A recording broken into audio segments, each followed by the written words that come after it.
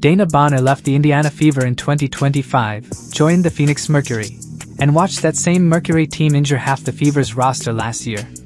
Now she's back in Indianapolis, and within minutes of tip-off, she's going after Caitlin Clark on the court. 6 technical fouls in 8 seconds. 1 ejection. Alyssa Thomas threw a full elbow at Caitlin Clark, and the refs called the foul on Clark. Bonner spent the whole game getting in Clark's face. And when Clark clapped at a bad call, she picked up a technical. The fix felt in from the first whistle. But here's what nobody saw coming. Instead of crumbling, Clark went out and posted 24 points and 9 assists, broke a WNBA record that's never been touched, and Sophie Cunningham made sure Bonner, Thomas, and the rest of the Phoenix Mercury felt every single point of it. Let's show Caitlin and Sophie some love down in the comments. And that one doesn't go. And Bonner and Clark continue. And players and officials now getting involved. Security has come off the bench. And Clark is trying to get these fans into it. Dana Bonner walked into Gainbridge Fieldhouse on June 22 wearing a Phoenix Mercury uniform, and the crowd let her hear it from the moment she stepped on the floor. Not polite booing, not scattered noise. The kind of sustained hostility that tells a player the fans remember exactly what she did, and they'd been waiting to say something about it. Well, we're already setting up a game for Wednesday night, by the way. But let's not forget Dana Bonner was a member of the Indiana Fever last season. Not sure if she parted on pretty terms, and Caitlin Clark and Dana now on multiple possessions getting tied up. And now, Hines, Allen and Thomas, who had a tougher couple. So, let's talk about what she actually did. Bonner joined the Indiana Fever at the start of 2025, played 9 games, started 3 of them, and then requested a trade because the fit didn't work out. That's the phrase that got used, the fit didn't work out. No real explanation, no detail, just a quiet exit from a team that had built part of its off-season around having her there. Former teammates felt slighted by how it went down, and the Gainbridge crowd clearly hadn't forgotten either because they booed her all night long. But the trade request and the exit are only part of the story. After Bonner left, she signed with the Phoenix Mercury. And that same Mercury team spent 2025 playing some of the most physical basketball in the league against Indiana specifically. We're talking about a level of physicality that put multiple Fever starters on the injury report and kept them there. And Indiana's front office had to file emergency hardship contracts just to have enough healthy players to finish games. Hardship contracts in the WNBA mean a team's roster has gotten so depleted by injuries that the league lets them sign extra players outside the normal roster rules. The Fever needed that because of how beat up they got. And Phoenix was a big part of why. Coulson snagging that offensive rebound. Good job. Yeah, the Coulson revenue, who was in Vegas, won some championships, and it was her birthday. She turned 36. So when Bonner came back to Indianapolis with the Mercury on June 22nd, the fans in that building weren't just reacting to a player who requested a trade. They were reacting to everything that followed because in their minds, those things are connected. Bonner left, joined Phoenix, and then Phoenix spent a season physically hammering their team. Right or wrong, that's the sequence of events the Gainbridge crowd had been sitting with for over a year. Bonner came into this game with an edge from the opening minutes, getting into Clark's space, jawing at her, doing the kind of constant low-level irritation that's designed to throw a player off their game. It didn't feel like competitive trash talk between 2 players who respect each other. It felt like Bonner had something personal she wanted to work out on the court, and Clark was the target she'd chosen.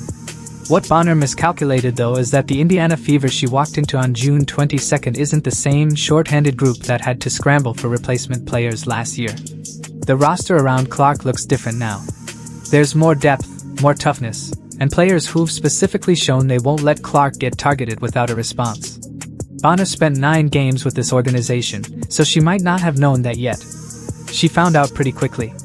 The crowd was loud, the team was ready, and Clark hadn't even started cooking yet when it became obvious this game was going to go sideways for Phoenix in a way they weren't prepared for. And look at Boston and the leadership. Well, this is fighting for position, but I mean Caitlin Clark issued a technical foul. You can hear the crowd react, and then Clark is perplexed and shocked as to why she was assisted technical. Well, I will say release and jump around would also be an option. Pulling the chair. What? 6 points. Indiana scored 6 points in the first quarter, and that's not a typo or an exaggeration. 6. The franchise hadn't put up a number that low since 2016. And Phoenix's defense earned all of it by packing the paint so tight that Indiana couldn't find a clean look anywhere near the basket. Phoenix came in with a clear plan. Crowd the interior, take away the driving lanes, and force Indiana to beat them from the outside with cold jumpers in the early minutes of a game. It worked. The Fever looked disorganized and tight, settling for shots that weren't falling, and every miss made the next possession feel harder. Clark missed her first 5 attempts and finished the quarter scoreless, which almost never happens. Indiana went 2 for 18 from the field as a team. And the only reason they even got to 6 points is because Kelsey Mitchell hit a 3-pointer with 0.7 seconds left on the clock. Without that, it's 3 points. 3. Phoenix led 19-6 after 1 quarter and looked like they were about to turn this into a blowout before halftime. Caitlin, you guys trailed by as many as 16 points in the first quarter. What led to the response we saw in the second? Yeah, just fight. First quarter was embarrassing. Got to be able to space the floor, make open shots, and get downhill. I thought we did a lot better job getting our feet in the paint. That's what allowed us to give better looks. And then we also got to the free throw line, which helped as well. The officiating didn't help Indiana find its footing either. Foul calls kept going Phoenix's way.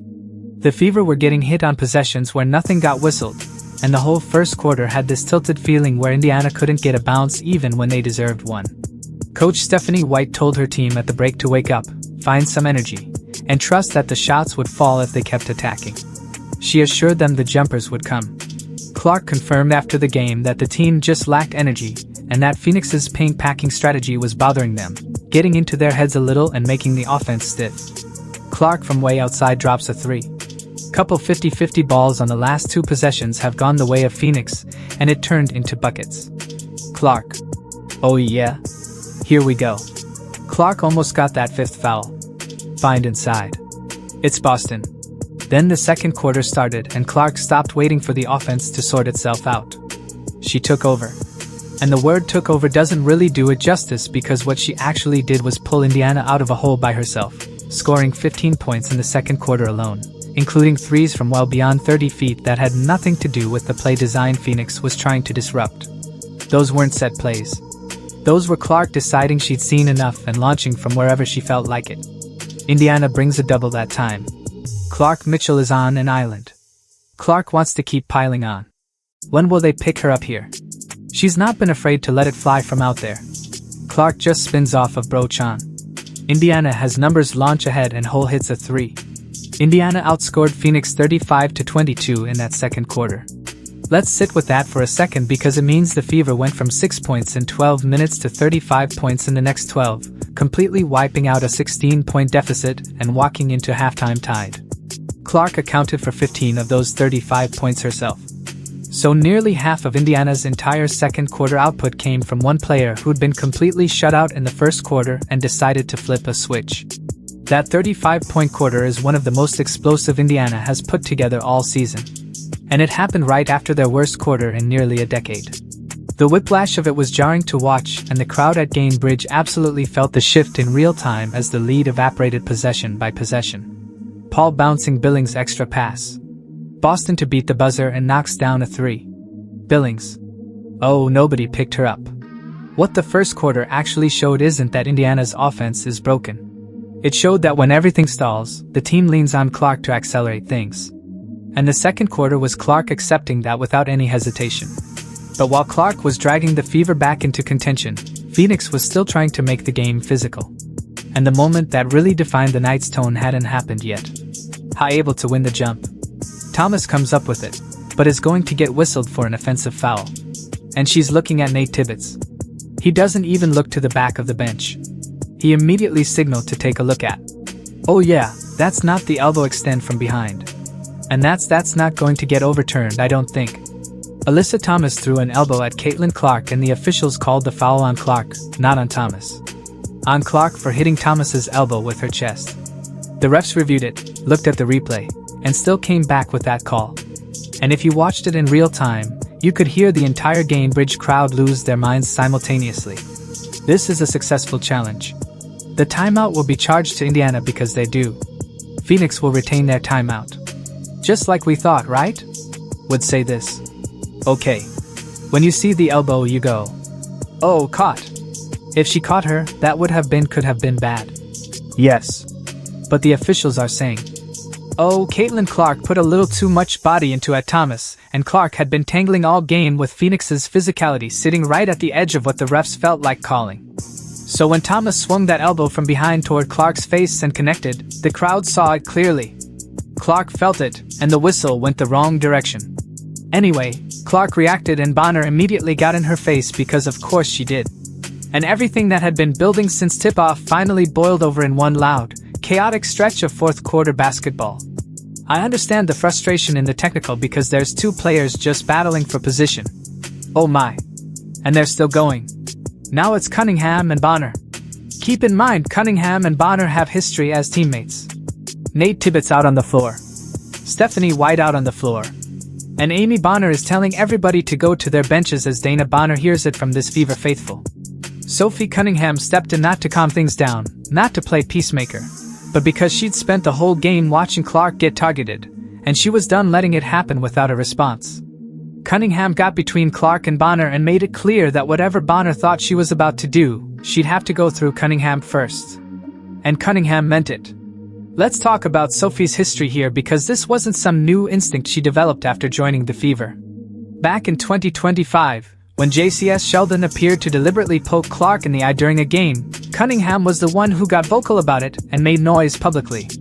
And she wasn't even Clark's teammate yet at that point. She just decided that what happened to Clark was wrong and said so. Now that they're on the same team, that protective instinct has gotten sharper and more direct. And the Bonner confrontation on June 22nd is what it looks like in practice. Third quarter we go. They're trailing by 10. Keep an eye on her, and JC's Sheldon. Clark tried to back her down. She was okay, but then Sheldon caught her in the face. Clark was furious, and suddenly everyone was upset. Marina Mabrey came in and decked Clark. Tempers were flaring on both sides. What followed the Cunningham-Bonner confrontation was absolute chaos. 6 technical fouls in just 8 seconds. Officials threw technicals at anything that moved. Maisha Hines-Allen shoved someone and got ejected. The fourth quarter disintegrated into a stop-start mess of reviews, video challenges, and foul calls that made the period feel less like basketball and more like a league meeting that had spiraled out of control. Indiana handled the chaos better than Phoenix, but the flow of the game was gone. Then came the moment that summed it all up. Clark clapped. She clapped her hands at a bad call, the same way players do roughly 40 times a game across the entire league without anyone blinking. And she picked up her 5th technical foul of the season. Her 5th. For clapping. Players yell at refs, turn their backs on calls, wave their arms, and do far more than Clark did on that play without getting whistled. But Clark put her hands together near a referee who'd been making questionable decisions all night, and that was enough to draw a technical. The double standard wasn't subtle. Chris, I said it earlier, you saw it earlier too, like, it just doesn't get moved very easily, so she might not feel like that's that much of a hit, but the officials are looking at it. I was going to say, the fans are enjoying a little bit of playground justice. It's like you paid for overtime. But it wasn't overtime. It's just a really long fourth quarter. We still have 5. But here's where it gets interesting. Right after all those scuffles and technicals, Bonner went to the free throw line and missed. Then Thomas went to the line and missed too. Clark had watched the officiating tilt against her team for 3+ quarters. She didn't say a word on the court, but her reaction told the whole story, and every person in Gainbridge understood exactly what was happening. Ball don't lie. There's a reason that phrase exists. Cunningham's role in this game went well beyond one confrontation with Bonner. She's the player on Indiana's roster who's figured out that opposing teams target Clark as a deliberate strategy, and she's appointed herself the person who makes that strategy expensive. Clark finished with 24 points, 9 assists, and only 3 turnovers in 29 minutes, shooting 8 for 17 from the field. That assist number tells you everything about how Indiana actually won this game. 9 assists means 9 possessions where Clark created a clean look and a teammate converted it. When you're doing that while also scoring 24 yourself, the defense has absolutely no answer. She played well here tonight for Indiana. Given Stephanie White was on the floor, the shot clock down to 4, Clark put up the move and knocked it down. She can pull up off the dribble, attack closeouts, and get to her spots without anyone setting a screen. Phoenix couldn't just collapse their whole defense toward Clark and leave Mitchell open. They had to respect both of them at the same time, and that's a losing battle. Mitchell's 22 points were a direct result of Phoenix having no good answer for two players who can each score on their own terms. Lexi Hull went perfect from the field and connected on both her three-point attempts. That stat line won't dominate anyone's highlights, but it absolutely shaped what Indiana's offense could do all night. When Hull is hitting from outside, Phoenix can't keep two defenders near the basket, which opens up everything Clark and Mitchell want to run in the mid-range and at the rim. Hull's clean shooting night was the kind of performance that makes everyone else's job easier without getting much credit for it. Points per game over her last 5. Boston kick out. Mitchell swinging. Hull hits a 3. Boy, did Lexi Hull need that for her confidence. She is one of the best players out of the corner. Monique Billings had been a question mark heading into this season, specifically whether she and Clark could build enough chemistry fast enough to actually matter in games. Where does that chemistry come from? It didn't start in Indiana. Clark and Billings played together internationally through FIBA competition.